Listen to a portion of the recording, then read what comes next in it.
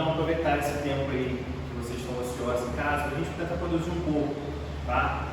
Vamos dar uma relembrada um pouquinho na parte aqui do movimento uniformemente variado, né? Matéria do nosso primeiro ano, que a gente acabou de ver a parte de movimento uniforme, e agora vamos ver quando envolve a aceleração, ok? Então vamos tentar relembrar alguns conceitos que eu falei que vocês em sala naquela última aula, tá? Então a gente vai lembrar o seguinte, que a aceleração ela vai ser o que na verdade? É o quanto que eu variar a velocidade em função do tempo. Se eu tiver uma aceleração de 10 metros por segundo ao quadrado positiva, isso indica que a cada 1 segundo eu estou aumentando a minha velocidade em 10 metros por segundo. Passou 2 segundos, eu estou com a velocidade de 20 metros por segundo, e assim sucessivamente. Tá? Então, é lembrar aquele conceito que eu falei com vocês. Não necessariamente a gente vai ter, quando você tiver uma aceleração negativa, você vai ter um movimento no sentido contrário, né? Ou seja, você vai estar diminuindo a sua velocidade. Se eu tiver a velocidade e a aceleração no mesmo sentido, eu estou tendo um ganho de velocidade, mesmo ela sendo negativa, né? No sentido negativo para ganhar a velocidade. Ou seja, se eu me desloco no sentido negativo da trajetória, eu tenho velocidade negativa. E para eu ganhar velocidade nesse sentido, eu tenho que ter também uma aceleração negativa. Ok? Então vamos relembrar alguns conceitozinhos ali que eu falei a respeito do movimento acelerado. A aceleração então vai ser uma variação da velocidade, como eu falei, em função do tempo. E sempre eu vou trabalhar a unidade medida no SI, Sistema Internacional, que vai ser metros por segundo ao quadrado. Então se você tiver uma velocidade lá que seja em km por hora, alguma coisa assim, tenta converter. Tá? Lembrando que a gente converte de km por hora para metros por segundo, dividido por 3,6. E o caminho inverso eu multiplico por 3,6. Então, aí lembrando aqui, ó, o movimento vai ser acelerado quando? Quando tem um ganho de velocidade em função do tempo. Quando que isso vai ocorrer? Quando a minha aceleração for do mesmo sinal no sentido da velocidade. Ok? Quando me mover no sentido oposto, no sentido contrário, aquele que eu admiti como positivo, eu vou ter uma velocidade negativa. Para eu ter ganho de velocidade, eu tenho que ter também uma aceleração negativa. Tá bom? E o movimento retardado, só lembrando aqui, se prestar atenção, os sinais são iguais no movimento acelerado, o que vai ser diferente do movimento retardado. Então, ó, se eu tiver uma velocidade positiva e uma aceleração negativa, isso está dizendo que eu estou diminuindo a velocidade do meu carro em função do tempo. Tá? E a mesma coisa ocorre se eu me desloco no sentido negativo da trajetória, ou seja, o oposto daquele que eu dirigir. Então, eu vou ter a diminuição de velocidade quando a aceleração e velocidade estiverem sinais contrários. Tá bom? Então, só para relembrar as duas partes, a gente vai falar nessa aula. Então, a gente parte agora para nossas funções horárias no MUV. Tá? Aqui, diferente do que a gente tinha lá no MU, movimento uniforme, a grandeza da aceleração vai estar presente agora. Tá? E a gente começa a ter uma função horária da velocidade. Tá? O quanto eu aumento da velocidade em função do tempo. Ou seja, esses dois valores aqui vão ser fixos. Se lembra daquela relação que eu falei com vocês lá na função do primeiro grau, do MU? Tá? Então a gente tem que lembrar que esses dois valores aqui vão ser as constantes, e a minha incógnita, a minha variável, vai ser T. Ok? Mesma coisa ocorre aqui para baixo. Ó. Aqui eu tenho a função de primeiro grau, aqui eu tenho a função de segundo grau. Tá? Então, em muitos dos casos, de maneira de resolver os exercícios lá, pode aparecer um T ao quadrado ou um Tzinho que vocês calcularem. Então, o que vocês fazem? Vocês podem fazer basta, tá? Vamos encontrar as raízes que a gente tem aqui para T, para poder analisar o tempo. Se acontecer, se vem uma raiz sua de T, para achar o T1 ou T2, esse T ser negativo, então você elimina esse T, porque a gente não tem como ter tempo negativo nesse movimento, né? Não existe tempo negativo, na verdade. Ok? Então é só relembrar e saber, ó, que eu tenho que a minha posição final vai ser igual à posição inicial mais a velocidade inicial, tá? Lembrando que a velocidade inicial pode ser também que às vezes ele parte do repouso. Então esse termo aqui some, assim como some também. Pode ser também que ele parte da origem. Se parte da origem, é no ponto zero. Então isso aqui vai ser igual a zero. Tá? Então tem que analisar tudo que o enunciado propõe para vocês. Ok? E aí vem um conceito também que é muito utilizado, apesar de ser o mesmo nome que a gente trabalha lá na velocidade, né, no movimento uniforme, a gente tinha que a velocidade era igual à variação do espaço em função do tempo. Você lembra disso?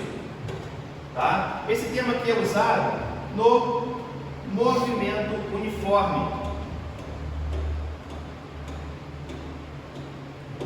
Tá bom? No movimento uniformemente variado, a gente vai ter uma relação de trabalho que vai ser a minha velocidade média, é a média aritmética das minhas velocidades em uma variação de espaço ΔT. Então, se em um momento eu estou com velocidade em T1 eu estou com velocidade x e no instante T2 eu estou com velocidade y, eu somo essas duas velocidades e divido por 2, eu vou ter velocidade média nesse espaço, nessa distância, nesses tempos. Tá bom? Então é só analisar que alguns exercícios saem mais fácil para esse lado, o recurso que a gente utiliza bastante no movimento uniforme. E a bastante conhecida equação de Torricelli. Quando a gente utiliza ela? Quando não tem o tempo. Quando não é dado o tempo para a gente na questão, a gente trabalha essa equação. Ela é muito boa de se trabalhar no que diz respeito a você ter os dados corretos e fazer a sua análise. Tá bom? Então isso aqui, galera, foi uma relembrada dessa parte. A princípio eu vou trabalhar gráficos, tá? O livro também não impõe isso, então de acordo com o livro. E vamos fazer alguns exercícios aqui. Vou tentar fazer 2 para a gente pegar essa parte da matéria e dar uma fixada. Então vamos lá, ó. Na página 249, exercício P86. Página 249.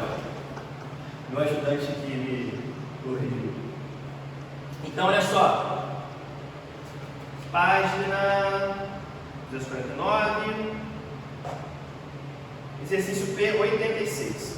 Então lembra aí, ó, o tempo de reação, intervalo de tempo entre o instante em que uma pessoa recebe a informação e o instante que ela reage, de certo motorista é 0,7 e os freios podem reduzir a velocidade do veículo em razão máxima de 5 metros por segundo em cada segundo. Ó, informação importante. Supondo que ele esteja dirigindo a velocidade constante de 10 metros por segundo, determine. Então, o que é esse tempo de reação? É o tempo até avistar um obstáculo, com a velocidade constante que eu estou, tá? E até eu tomar minha decisão. Então, eu estou dirigindo, eu avistei um cachorro. Então, estou no meu carro, tranquilo, caramba, um cachorro. E eu tenho que frear. Só que até eu tomar essa decisão de frear, eu percorri uma distância.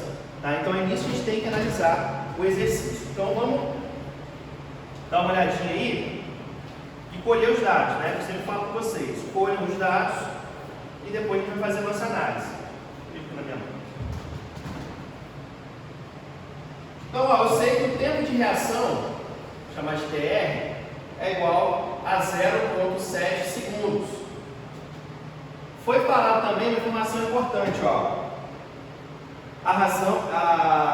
Os freios podem reduzir a velocidade do seu veículo em razão de 5 metros por segundo em cada segundo. Olha só o que acontece. São 5 metros por segundo por segundo.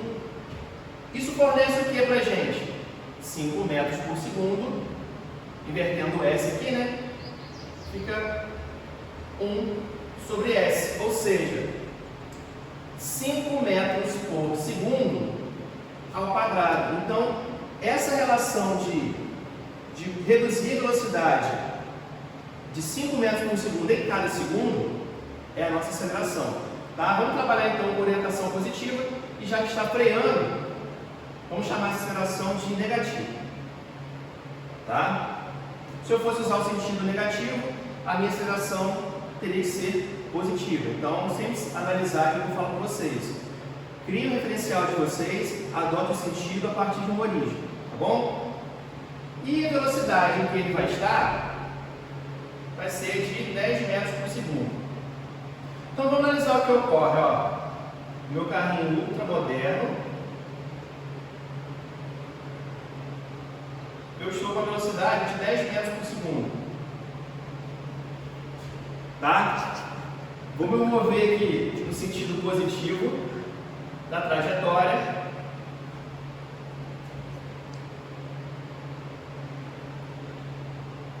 e vou analisar o que ocorre.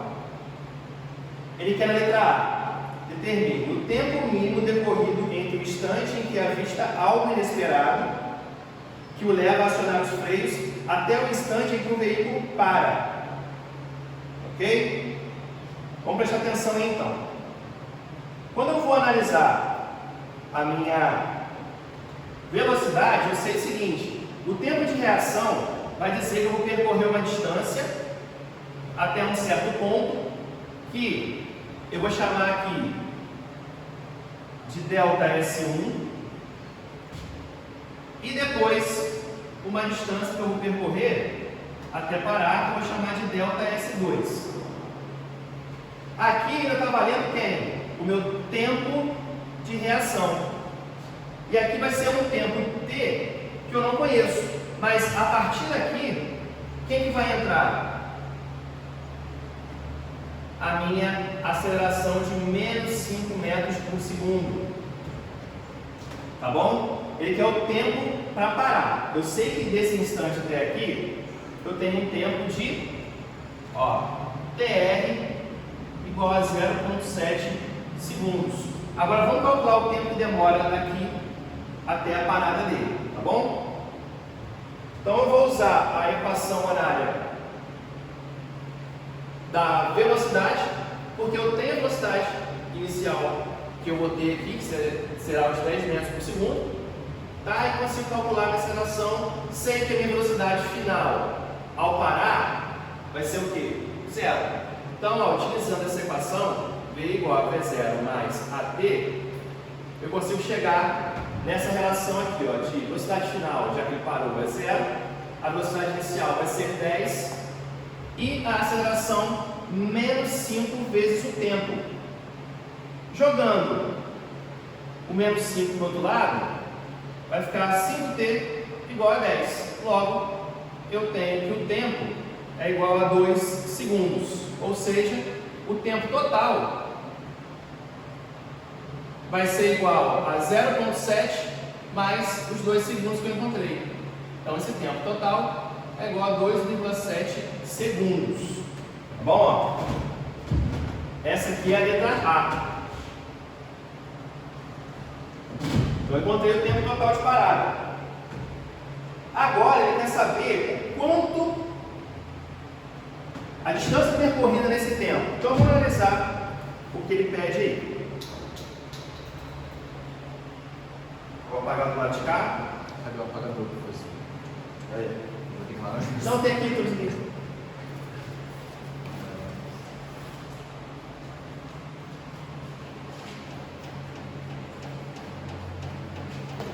Serviço. Então, olha só, pessoal, vamos fazer do lado de cá.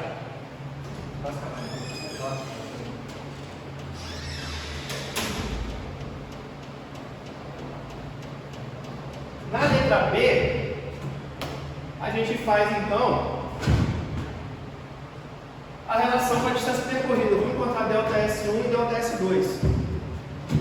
Analisando ali, esse primeiro tempo aqui em delta S1 eu tenho o que? Movimento uniforme, que a velocidade dele é constante. Tá? Então, em delta S1 eu vou trabalhar aquela relação que eu tinha de velocidade, delta S sobre delta T. Multiplico esse com esse. Então eu tenho V vezes delta T, que seria quem? Meu tempo de reação. Eu tenho que delta S1 vai ser igual a 10 vezes 0,7. Então, delta S1 é igual a 7 metros. Beleza, contei delta S1. Ali, em relação agora a delta S2, como que a gente vai calcular? Eu tenho o tempo que eu encontrei, tenho a posição da qual eu posso partir, tá?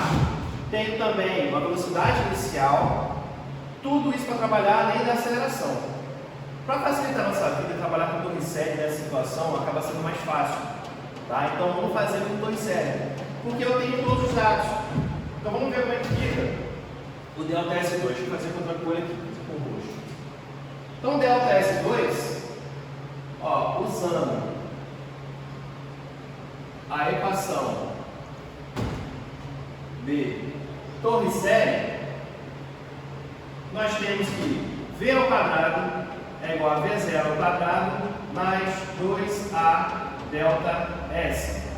Tem alguns termos que a gente utiliza para decorar essa fórmula, tá? Mas é vovô e vovó mais duas amigas dela, tá? Esse delta S aqui, relativa à distância, fica assim, melhor, tá bom?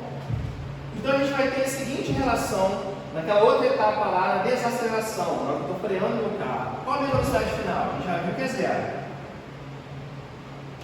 A minha velocidade inicial vai ser quem? 10 mais 2 vezes menos 5, prestar muita atenção nessa relação da aceleração, e aqui eu tenho delta S2. Então vai ficar, vou passar isso para o outro lado, vai ficar 10 delta S2 igual a 100, né? 10 ao quadrado é igual a 100. Corta aqui e corta aqui, eu tenho que delta S2 é igual a 10 metros. Então, qual a distância percorrida aí nessa relação toda? Né? Desde o instante em que ele avista o obstáculo, ele anda no conflito uniforme e depois ele desacelera. Só somar aqui delta S1 e delta S2. Então, ó, a distância total, delta S total, é igual a delta S1 mais delta S2, que é igual a 7 mais 10, logo 17 metros. Tá bom? Então essa é uma questão facinha, boa de se fazer. Ok? Então, galera, ficamos assim. Alguns exercícios eu vou passar a lista mais pra frente de vocês, tá? Por enquanto fica com o que eu passei e a gente vai retomar essa parte aí, tá ok? Até a próxima aula aí, obrigado, fique com Deus, tchau!